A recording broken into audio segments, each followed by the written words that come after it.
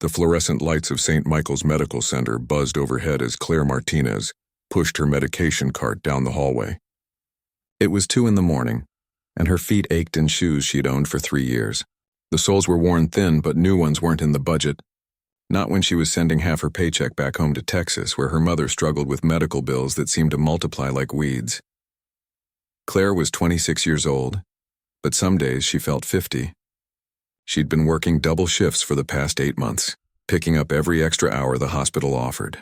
Her student loans sat like a boulder on her chest, crushing a little more each month when she could only afford the minimum payment.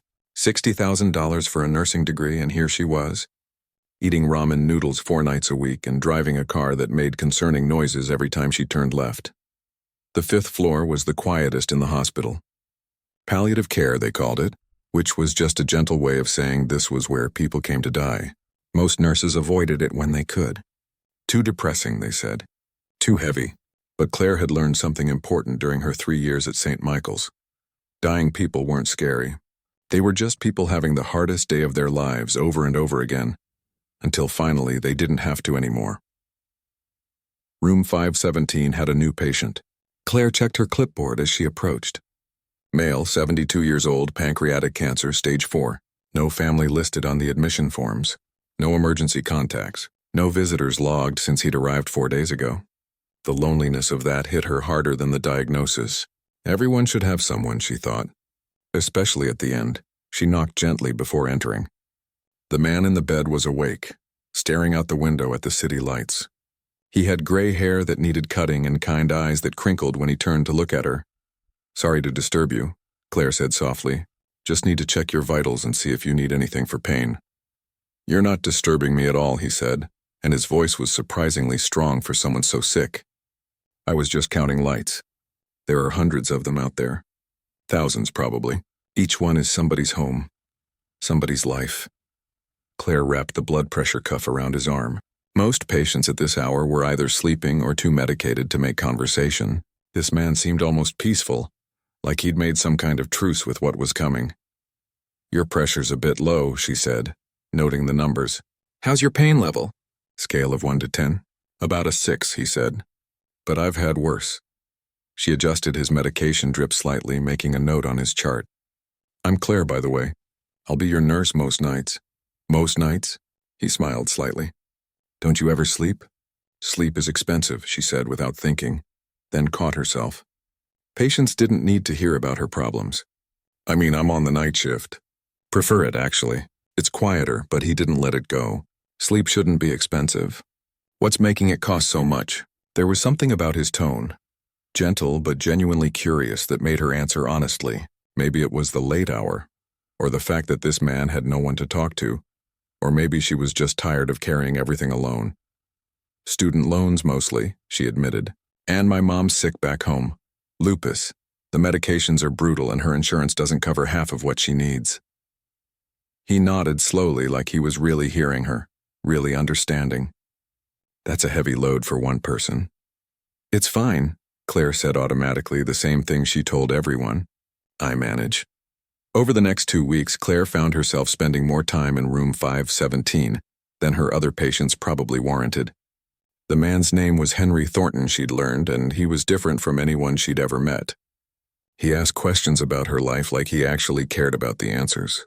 Where had she grown up? What made her want to become a nurse? Did she have dreams beyond just surviving? That last question had stopped her cold. Did she have dreams?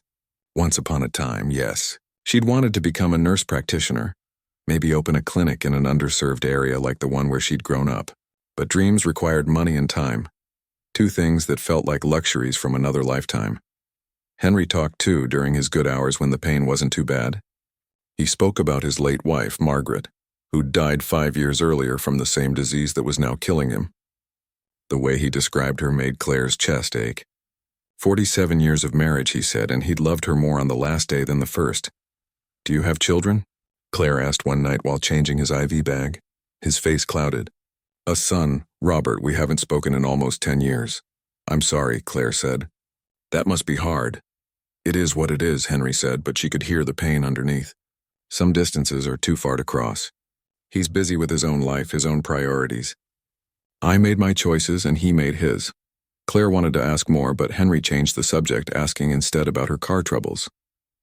She'd mentioned the previous week that her Honda had died in the parking lot, and she'd had to get it towed to a mechanic who quoted her $1,200 for repairs she couldn't afford.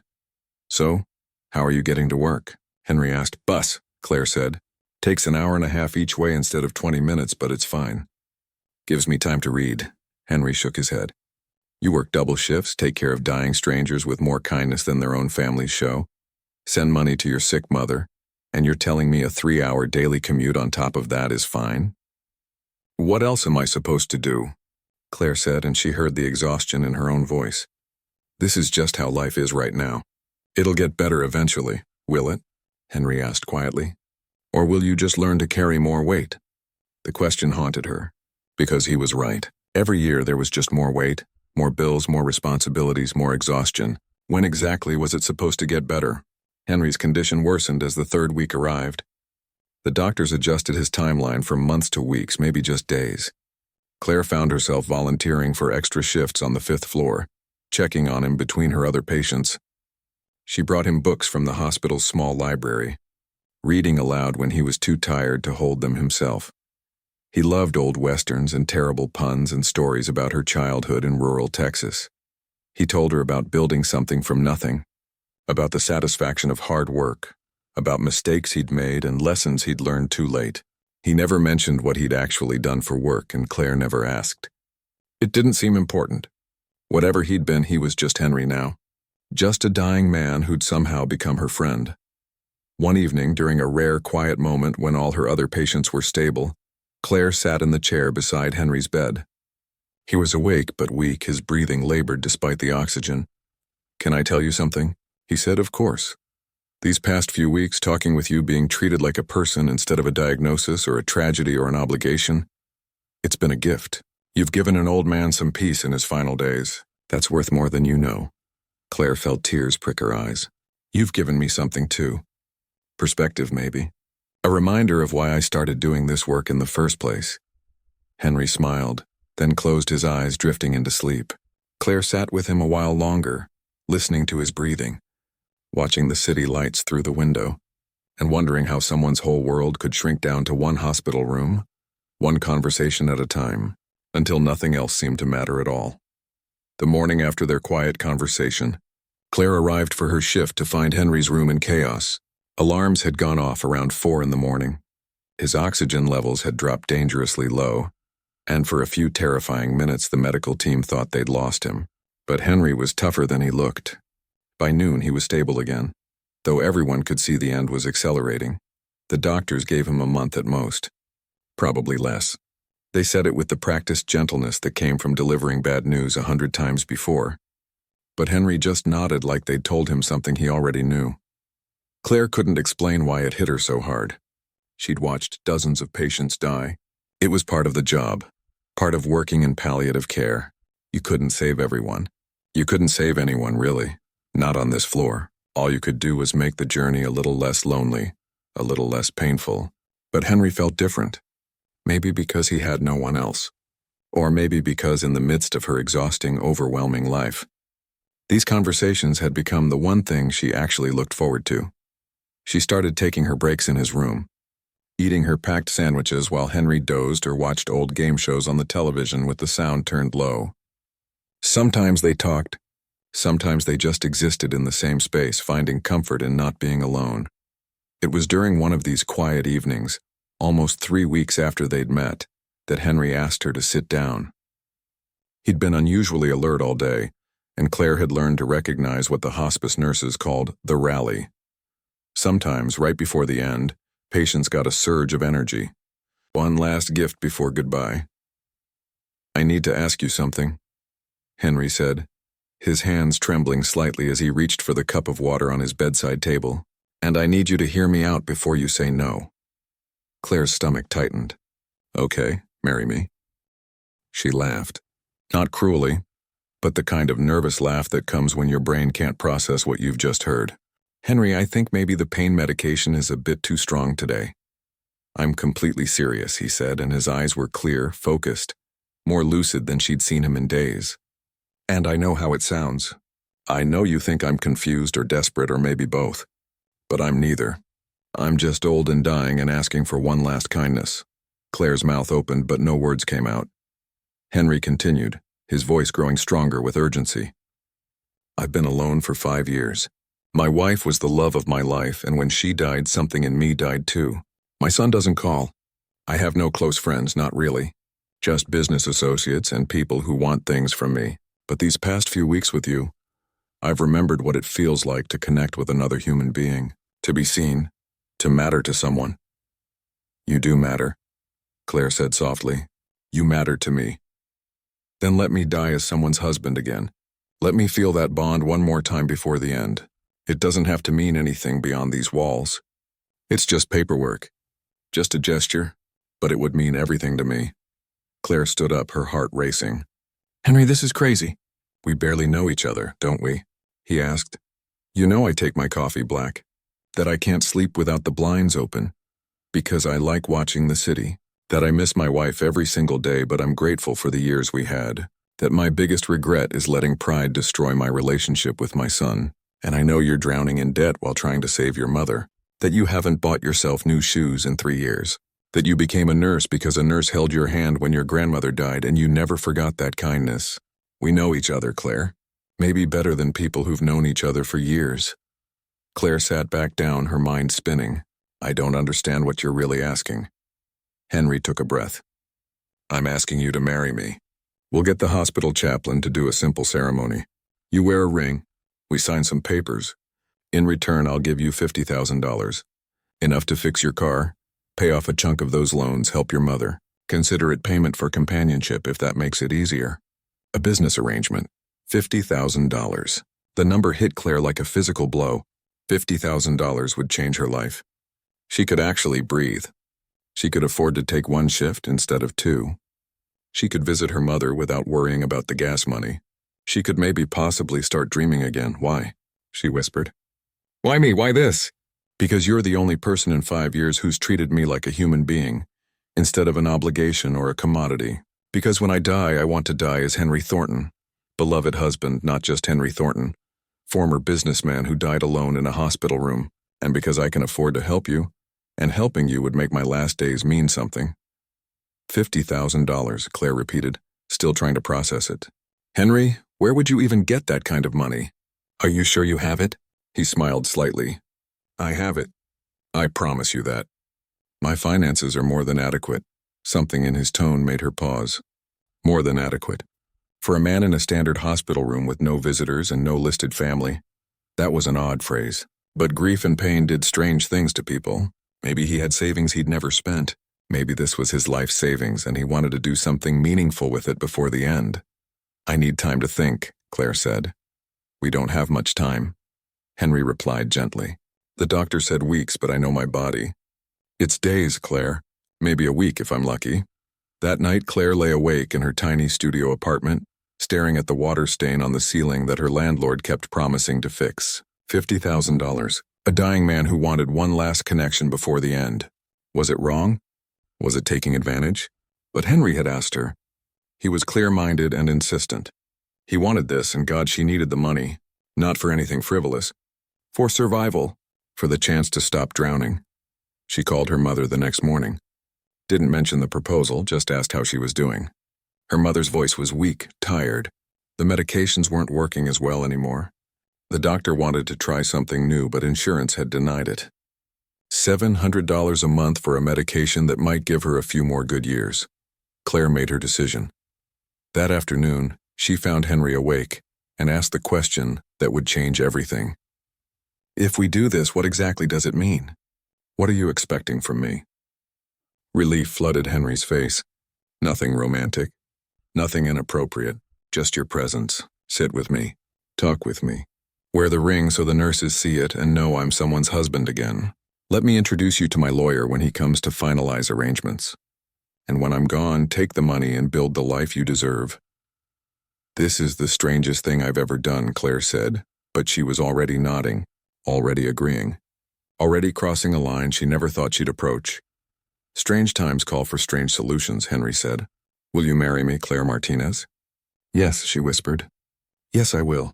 The ceremony happened 3 days later. The hospital chaplain, a kind woman named Patricia who'd seen stranger things in 30 years of hospital work, officiated. 2 nurses from the day shift served as witnesses, thinking it was the sweetest, saddest thing they'd ever seen, a young nurse giving a dying patient comfort in his final days.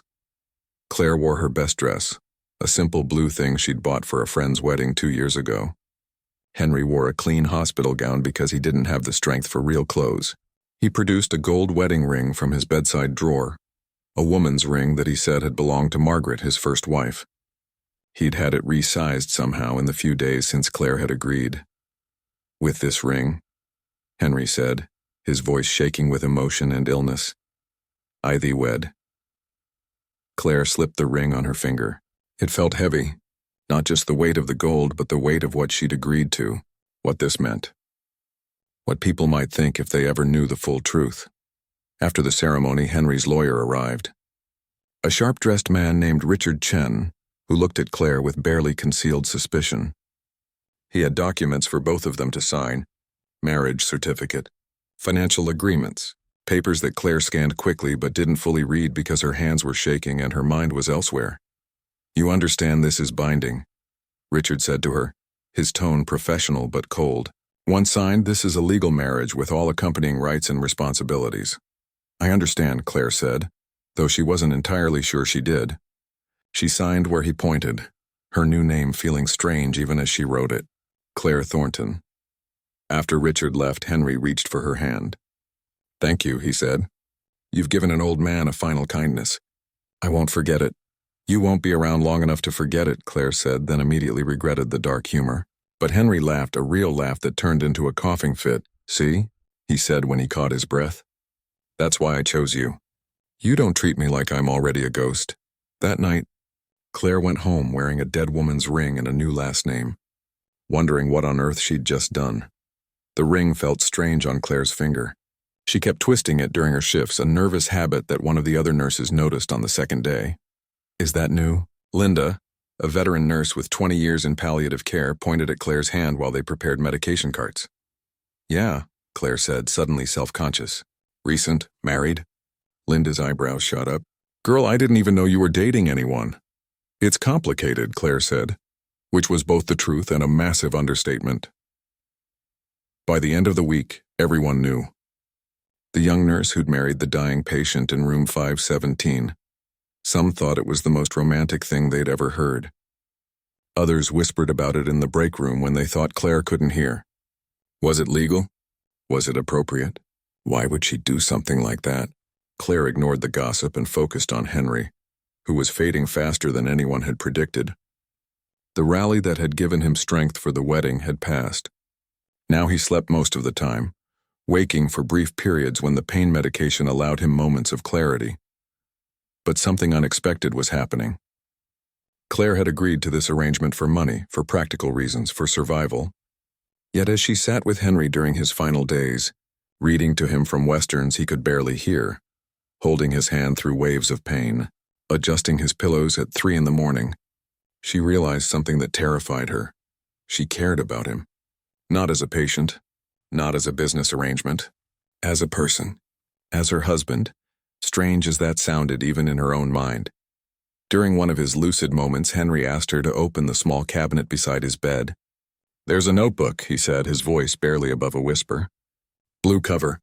Can you get it?" Claire found it, a worn leather journal with pages filled with careful handwriting. "What is this?" "My life," Henry said. "Not the public version. The real one. The things I wish I'd said. The mistakes I made. The people I hurt. I've been writing in it for 5 years since Margaret died. I want you to have it after." "Henry," Claire said, her throat tight. "Read it someday," he continued. "When you're ready. You'll understand things better. Understand why I chose you." She wanted to ask what he meant, but exhaustion pulled him back under. She placed the journal in her bag, something heavy settling in her chest that had nothing to do with the physical weight of a notebook. The other nurses had fully accepted the story now. Claire Thornton, the devoted wife who'd married a dying man to give him peace. They brought her coffee during her vigil, offered to cover her other patients so she could spend more time in room 517. The chaplain checked in regularly, praising Claire's compassion. If only they knew the truth. That this had started as a transaction, $50,000 for a few weeks of companionship, except it didn't feel like a transaction anymore. It felt real. The grief that was building in her chest was real. The dread of losing him was real. "I'm going to miss you," she told him one night when he was awake but not quite present, eyes unfocused from medication. "I know that sounds strange. We've only known each other a month." "But I will." "Not strange," Henry murmured. "True things are never strange. Just rare," his son called on a Thursday. Claire was adjusting Henry's IV when the room phone rang, a sound so unexpected that it took her a moment to answer. "Is this room 517? A man's voice, sharp and impatient. "Yes, this is Henry Thornton's room. Who is this?" "I'm Claire, his wife." Silence. "Then his what?" "His wife. We were married last week." More silence, longer this time. Then the man laughed, but there was no humor in it. "This is ridiculous." "I'm his son. Robert Thornton. I don't know who you are or what kind of scam you're running, but you picked the wrong mark." Claire's hand tightened on the phone. "This isn't a scam. Your father wanted to be married before he died. He asked me and I agreed. How convenient. How much is he paying you? Or are you waiting for the will? Good luck with that. I'm getting lawyers involved." The line went dead. Claire stood there shaking, the phone still in her hand. Henry's eyes were open, watching her. "He called," Claire said. "I heard enough," Henry replied. "Don't worry about Robert. He made his choices long ago. Nothing you did changes what was already broken." But Claire did worry. Suddenly the entire arrangement felt exposed, vulnerable. What had seemed like a private kindness between two people now felt like something that would be picked apart, questioned, judged. That night, she almost gave the ring back. Almost told Henry they should annul the marriage while there was still time. But when she walked into his room for the night shift, planning to have that conversation, he was barely conscious. The doctor pulled her aside in the hallway. "It's close now," Dr. Patel said gently. "A day, maybe 2. His organs are shutting down. Make sure you say whatever you need to say." So instead of taking back the ring, Claire pulled a chair close to Henry's bed and started talking. She told him about her childhood in Texas, riding horses on her uncle's ranch, about her father who died when she was 12, about the day she'd decided to become a nurse, about her fears that she'd never be more than this, never escape the cycle of debt and exhaustion. "You will," Henry whispered, so quiet she almost missed it. "You'll be extraordinary. I promise." "How can you promise that?" "Because I've seen who you are. The real you. Under all the worry and fear and exhaustion. You're remarkable, Claire. Don't let the world convince you otherwise." She cried then, tears she'd been holding back for weeks, months, years. All the pressure and loneliness and struggle coming out in quiet sobs while Henry's hand, papery and weak, patted hers with what little strength he had left. Other moments came in fragments over the next 2 days. Henry telling her about his first date with Margaret, describing his proudest accomplishment at work, though he still didn't say exactly what that work had been. Apologizing for burdening her with this strange arrangement, even as Claire insisted it was no burden at all. And it wasn't. Not anymore. Somehow, in trying to help a lonely man die with dignity, she'd found something she hadn't expected. Connection. Purpose. A reminder that beneath all the bills and survival, there was still a person inside her who believed in kindness. On what would be Henry's final day, Richard Chen returned. He had more papers, more documents. Claire stepped out to give them privacy, but through the small window in the door she could see Henry signing things with a shaking hand. Richard's expression was unreadable, professional. When he left, he nodded at Claire but said nothing. That evening, as the sun set over the city and cast long shadows across room 517, Henry opened his eyes one last time. "Claire, I'm here," she said, taking his hand. "Thank you. For everything. For seeing me. For staying." "There's nowhere else I'd rather be," she said, and meant it. "Liar." Henry said with the ghost of a smile. "You'd rather be anywhere but a hospital room watching an old man die. But you're here anyway. That's what makes you special." His breathing changed then, becoming slower, more labored. Claire pressed the call button, and within minutes the room filled with nurses and doctors, but there was nothing to do. No interventions left. Just the wait. Claire held Henry's hand through all of it, sat beside him as dawn broke over the city, painting the sky in shades of pink and gold. His chest rose and fell, each breath a little shallower than the last. At 6:47 in the morning, Henry Thornton took his final breath. The monitors flatlined. The nurses checked for vital signs they knew wouldn't be there. Dr. Patel called the time of death, and Claire, who'd started this as a business arrangement, who'd agreed to marry a stranger for $50,000, sat beside the body of her husband and wept like she'd lost someone she'd known her whole life. The nurses gave her time. The chaplain came and said a prayer. Linda brought her tissue and coffee and sat with her in silence because sometimes that's all you can do. Eventually, Claire stood up, removed the ring from Henry's cold hand where it had been clasped with hers, put it back on her own finger, picked up her bag with the blue notebook inside, and walked out of room 517 for the last time. She went home that morning as the city came awake, people rushing to jobs and lives and futures. She sat in her tiny apartment and finally opened Henry's journal, expecting to find the ramblings of a dying man. Instead, she found the first page. To whoever reads this, if Claire Martinez has given you this notebook, it means I'm gone. What follows is the truth about my life, my work, and why I chose her. She deserves to know who she married. And the world deserves to know who she is. Claire's hand started shaking. She turned the page and began to read, having no idea that her entire life was about to change in ways she couldn't begin to imagine. Claire didn't read the journal that day. She couldn't. The grief was too fresh, too raw. Instead, she placed it on her nightstand and slept for 14 hours straight. The kind of exhausted, dreamless sleep that comes after weeks of running on nothing but willpower and coffee. When she woke, it was Saturday evening. Her phone showed 17 missed calls and dozens of text messages. 3 from her mother, 2 from coworkers asking if she was okay. The rest were from numbers she didn't recognize. She ignored them all and made herself instant ramen, eating it mechanically while staring at the wall. The funeral, she remembered. Richard Chen had mentioned a funeral. She should probably attend. She was the widow, after all, strange as that word felt. Henry deserved to have someone there who'd actually cared about him, not just people who'd known him professionally. Richard called on Sunday morning. "The service is Friday at St. Catherine's Cathedral," he said, his voice formal. 11 o'clock. "I'll have a car pick you up if you need transportation." "St. Catherine's?" Claire repeated. That was the massive cathedral downtown, the one with Gothic spires and stained glass windows that she'd walked past 100 times but never entered. It seemed excessive for a man who'd died alone in a hospital room. "Yes. And Claire, I need to meet with you Monday morning. My office, 9 o'clock. It's important." "What's this about?"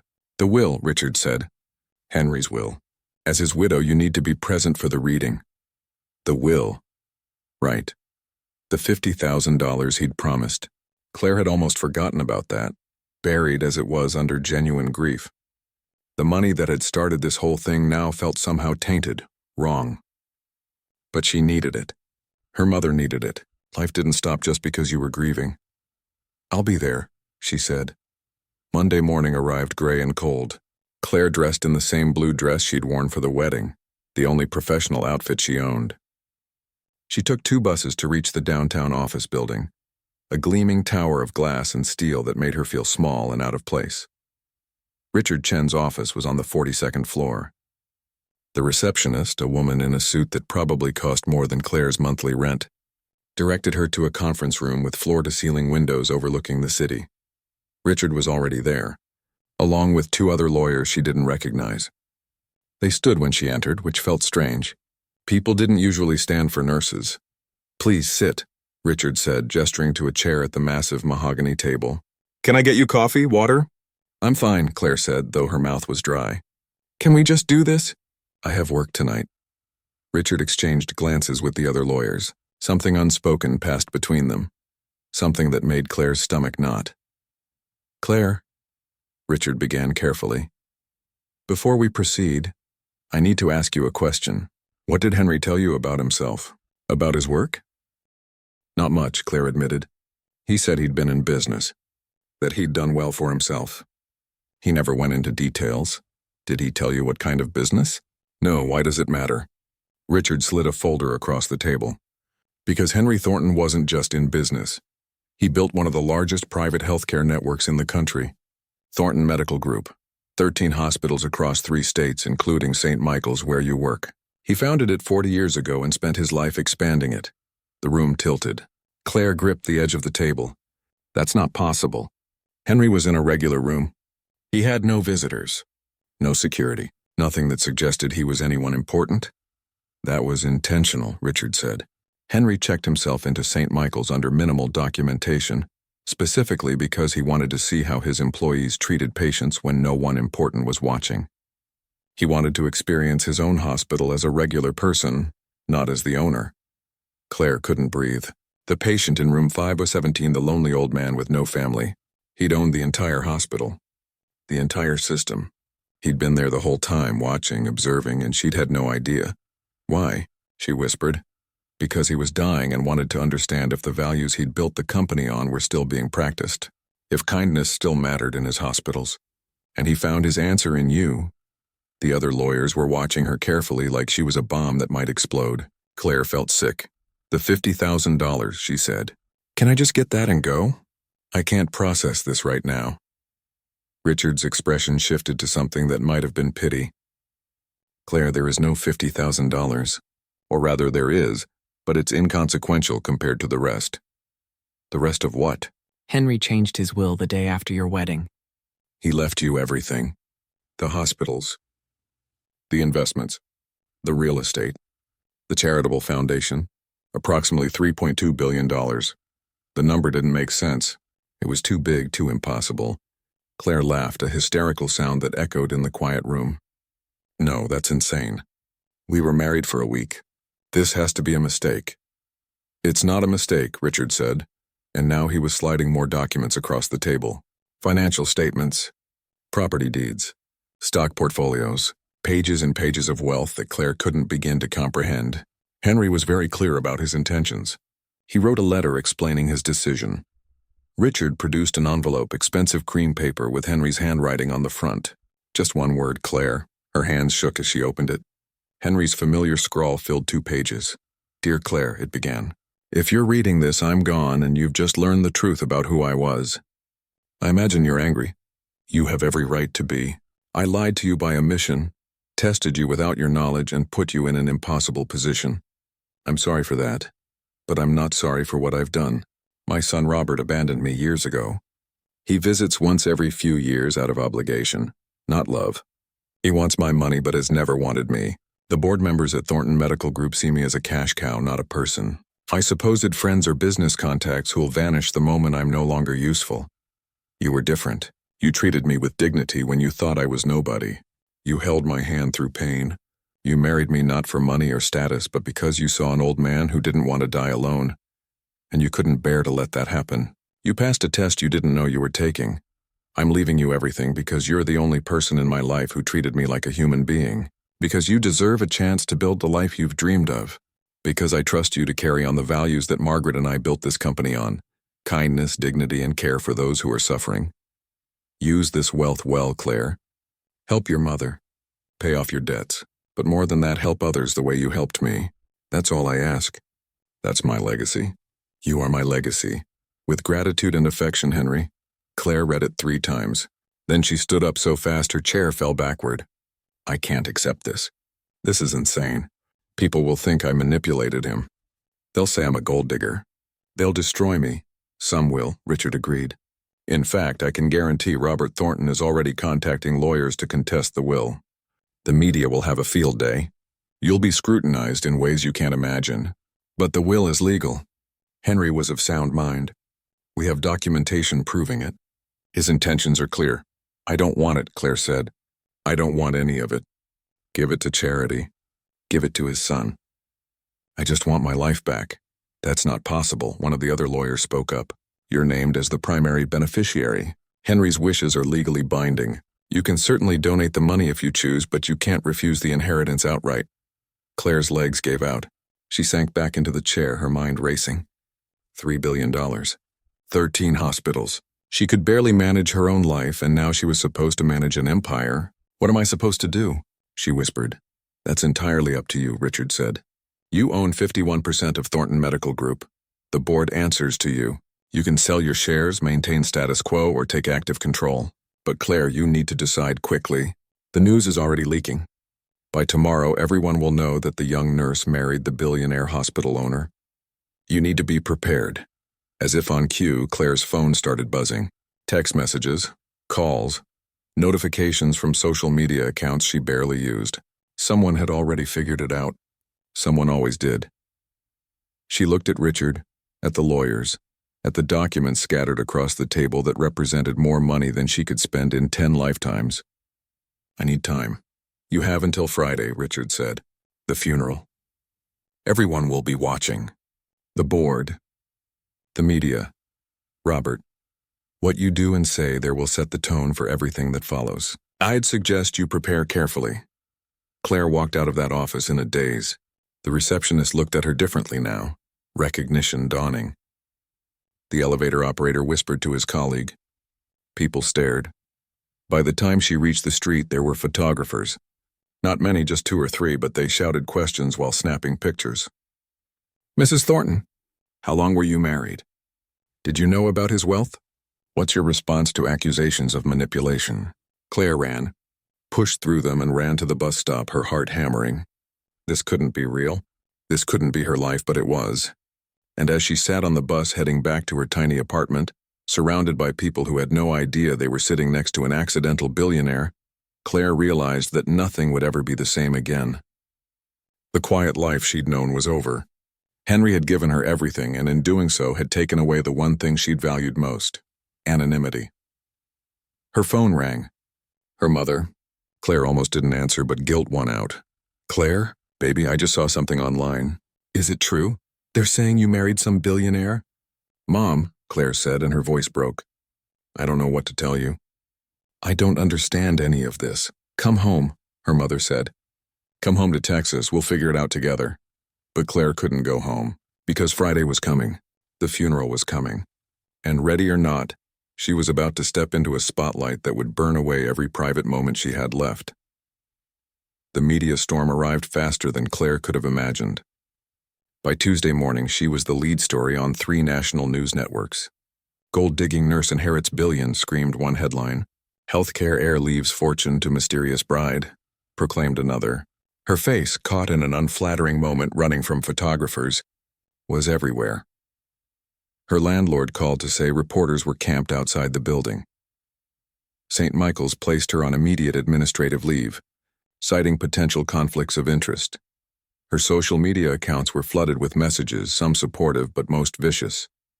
Strangers felt entitled to opinions about her character, her intentions, her worth. Richard called with updates that made everything worse. Robert Thornton had filed papers to contest the will, claiming his father had been manipulated while mentally compromised. A forensic accountant was being hired to investigate Claire's background, searching for any hint of gold-digging behavior. 3 separate news programs wanted interviews, offering 6-figure payments. Absolutely not, Claire said when Richard mentioned the interview requests. I'm not talking to anyone. That might be a mistake, Richard warned. If you don't tell your story, others will tell it for you, and they won't be kind. But Claire couldn't imagine sitting under studio lights explaining how she'd married a dying patient for what she'd thought was $50,000. The truth sounded worse than the lies. She spent Tuesday and Wednesday hiding in her apartment, surviving on delivered food paid for with a credit card that was nearly maxed out. The irony wasn't lost on her. She was technically worth billions but couldn't afford groceries without worrying about the bill. The money was real, Richard assured her, but tied up in trusts and accounts that took time to access. Meanwhile, her actual life was falling apart. Her mother called every few hours, worried and confused. Her coworkers sent tentative text messages, unsure how to approach someone who'd gone from colleague to controversial billionaire overnight. Linda, the veteran nurse, sent just 4 words. We don't believe them. It made Claire cry harder than any of the hateful comments. Thursday evening, Richard showed up at her apartment with a garment bag and a woman in an expensive suit. This is Diana Marsh, Richard said as Claire let them in. Crisis management specialist. She's going to help you prepare for tomorrow. Diana looked around the tiny studio with an expression that suggested she was cataloging everything for future reference. You can't wear what you wore to my office, she said bluntly. I brought options. Black, conservative, expensive, but not ostentatious. You're the grieving widow, not a lottery winner. I am the grieving widow, Claire said, sharper than intended. I actually cared about Henry. This wasn't some scheme. I believe you, Diana said, surprising her. My job isn't to judge you. It's to help you survive tomorrow. Because it's going to be brutal. There will be hundreds of people there. Business leaders, politicians, media, all watching to see if you're a manipulative villain or a genuine person. Every expression, every word, every gesture will be analyzed. They spent 3 hours prepping. Diana taught Claire how to stand, how to make eye contact without seeming aggressive, how to deflect questions politely but firmly. The black dress she'd brought fit perfectly, elegant morning wear that probably cost more than Claire's car had. What do I say if someone confronts me? Claire asked. Nothing, Diana said. You say absolutely nothing. You're there to honor Henry. That's it. Richard and I will handle everything else. Friday arrived gray and drizzling, appropriate weather for a funeral. The car Richard sent was understated but clearly expensive. The driver opened her door without speaking, and Claire slid into leather seats that probably cost more than her monthly rent. St. Catherine's Cathedral loomed ahead, its spires piercing the cloudy sky. News vans lined the street. Photographers clustered behind police barricades. Claire's stomach churned. I can't do this, she said. You can, Richard replied. He'd ridden with her, a steadying presence. Remember, you loved Henry. Everything else is noise. The car pulled up to a side entrance, away from most of the cameras. Claire stepped out, Diana materializing at her elbow to guide her inside. The cathedral was stunning. Vaulted ceilings, stained glass filtering weak sunlight into pools of color, and people, hundreds of them filling the pews. Claire recognized faces from television, from business magazines her mother read, from city billboards. These were the powerful, the wealthy, the influential, and they all turned to stare at her. An usher tried to seat her in the back, but Diana shook her head. Front row. She's the widow. The walk down that aisle felt like miles. Claire kept her eyes forward, focusing on the mahogany casket at the front draped in white lilies. Henry was in there. Henry, who'd asked her to hold his hand. Henry, who'd seen something in her that she hadn't seen in herself. She took her seat in the front pew, and the whispers started immediately. She could feel eyes on her back, judgment and curiosity in equal measure. The service began. A minister who'd clearly never met Henry delivered generic platitudes about faith and eternal rest. Then the eulogies started, and Claire learned more about the man she'd married in 1 hour than she'd learned in their entire relationship. A business partner described Henry's revolutionary approach to healthcare management, his insistence on patient-centered care even when profit margins demanded otherwise. A hospital administrator spoke of his midnight visits to floors, checking on both patients and staff, remembering nurses' names and asking about their families. A congresswoman told a story about Henry testifying before Congress, advocating for healthcare reform that would cut into his own profits because it was the right thing to do. A former patient, now a doctor himself, credited Henry's hospital network with saving his life when he'd been uninsured and desperate. Each eulogy painted a picture of a man who'd built an empire not for wealth but for purpose. A man who'd believed healthcare was a right, not a privilege. A man who'd quietly donated hundreds of millions to medical research, nursing scholarships, and free clinics in underserved areas. Claire sat there, listening to descriptions of a philanthropist and visionary, and realized she'd known Henry better than any of these people. They knew his public face, his business acumen, his legacy. She knew the man who'd counted city lights from a hospital window, who'd taken his coffee black, who'd died holding the hand of someone who'd treated him like a person instead of a monument. Then Robert Thornton stood to speak. He was tall, silver-haired, expensively dressed. He looked like Henry might have looked 30 years ago, but where Henry's eyes had been warm, Robert's were cold. My father, Robert began, his voice carrying through the cathedral, was a complicated man, brilliant, driven, sometimes difficult to understand. In his final days, he made decisions that surprised many of us, decisions that perhaps reflected diminished capacity rather than sound judgment. Claire felt Diana's hand squeeze her arm in warning. Don't react. Don't engage. But regardless of circumstances surrounding his final wishes, Robert continued, we can all agree that Henry Thornton's true legacy lies in the hospitals he built, the lives he saved, and the standards he set for healthcare excellence. That legacy belongs to all of us, not to opportunistic strangers who spent mere weeks in his presence. The implication was clear. The insult was deliberate. Claire's face burned, but she kept her expression neutral, her hands folded in her lap. Robert concluded and returned to his seat 3 rows back, pointedly not in the family section. The message was clear. He didn't consider Claire family. The service ended. People filed out for the burial at the private cemetery. Claire rode in the lead car alone except for Richard, watching the procession of expensive vehicles follow behind. At the cemetery, under a canopy protecting them from the drizzle, Claire stood at the graveside while the minister performed final rites. She placed a single white rose on the casket, as Diana had instructed. No dramatic displays, no crying for the cameras, just quiet grief. As mourners dispersed, heading to the reception at some fancy hotel, a woman approached. She was elderly, probably in her 80s, leaning on a cane but moving with determination. "You're Claire," the woman said. Not a question, "Yes, ma'am." "I'm Judith Wen. I was Margaret's best friend. Henry's wife," she clarified at Claire's confused expression. "I knew them both for 45 years.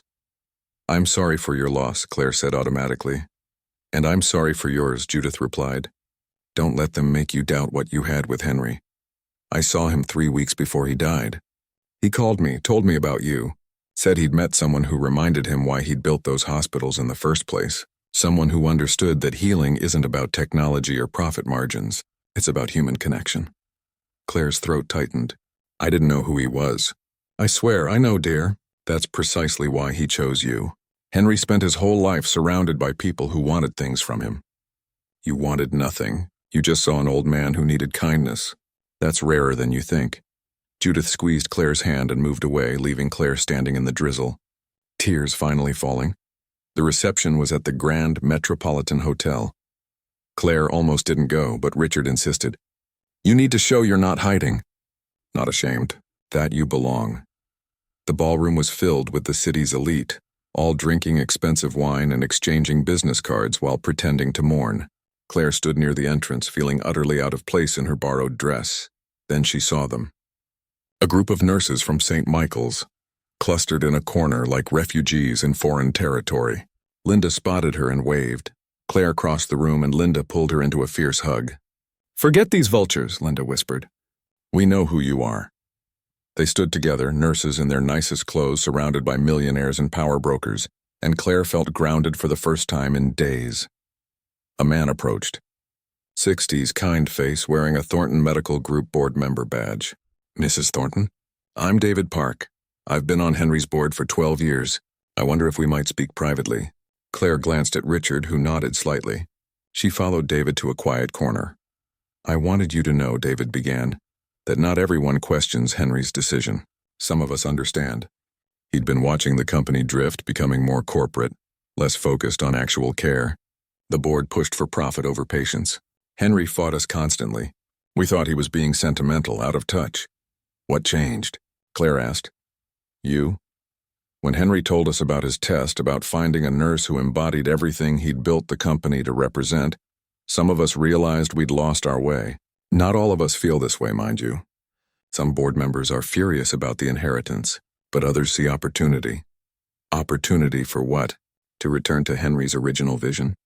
To remember that we're in the healing business, not just the healthcare business. Mrs. Thornton, you own 51% of the company. You have controlling interest. If you choose to exercise it, you could change everything. Claire shook her head. "I'm a nurse. I don't know anything about running a hospital network. Henry didn't know anything when he started either. He learned. And you have something more valuable than business knowledge. You understand what matters. You've been on the floor. You've held patients' hands at 3 in the morning. You know what healthcare should be.